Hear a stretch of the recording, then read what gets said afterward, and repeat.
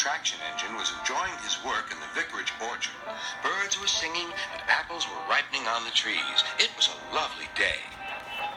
"Hello, Trevor," said James. "You look as bright and cheerful as my red paint." "Oh, I am," replied Trevor. "What's that noise?" "It's the bees," laughed Trevor. "They're all in these boxy things called beehives. I'm taking them to the station. The vicar says his bees make good honey, and he's giving some of them to his friends." Just then, Boko, the diesel engine, hummed in. "Take care, you two. Don't make the bees angry. They might sting you." James didn't like being told what to do by a diesel, and he buzzed away.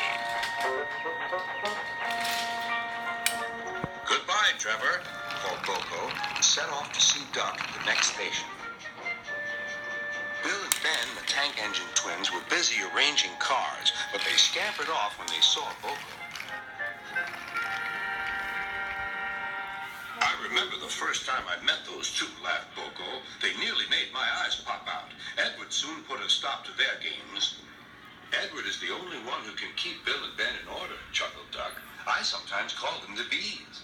"A good name," replied Boko. "They're terrors when they start buzzing around." James bustled in. "What's that, Duck? Are you afraid of bees? They're only insects after all, so don't let that buzzbox diesel tell you different." "His name is Boko, and he didn't. I wouldn't care if hundreds were swarming around. I'd just blow smoke and make them buzz off." "Buzz, buzz, buzz," retorted Duck. The next morning, James arrived at the station to collect his coaches. The passengers were excited and keen to get on board. The platform was crowded, and the porter was in a hurry. "Mind your backs," he shouted. Then there was trouble. The beehive fell and broke open. The station cleared like magic. James heard a familiar buzzing. The bees were too cold to be cross, so they buzzed around the fireman, hoping he'd mend their hive. But he didn't understand, nor did his driver, so the bees turned to James. His boiler was nice and warm. Buzz off, hissed James. One bee burnt his foot. "Ooh, ah, ah, ooh." The bee thought James had burnt him on purpose.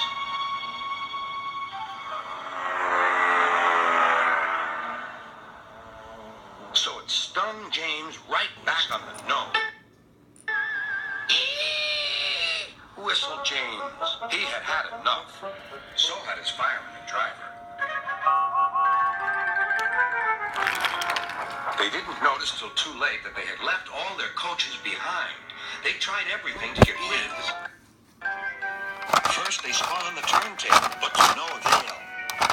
They tried washing them off, but the bees clung harder to James's warm boiler. Then they tried smoking them off by going through a long tunnel, but still the bees wouldn't go away. "It's no good, James," said his driver. "We'll just have to go back to the orchard and fetch another hive." James's reply was drowned by the sound of buzzing. The vicar was waiting anxiously for James. When he arrived, the bees swarmed straight into their new home. "Come on, James," said his driver. "What you need now is a good hose down." Later that evening, James was resting in the shed when the vicar came to see him. "Thank you for saving my bees," he said. "It's a pity it's not Christmas. Then we could call you James the Red-Nosed Engine." Everyone laughed, even James. But instead, they decided to call James the Bee's Knees, which means they thought he was more useful than ever.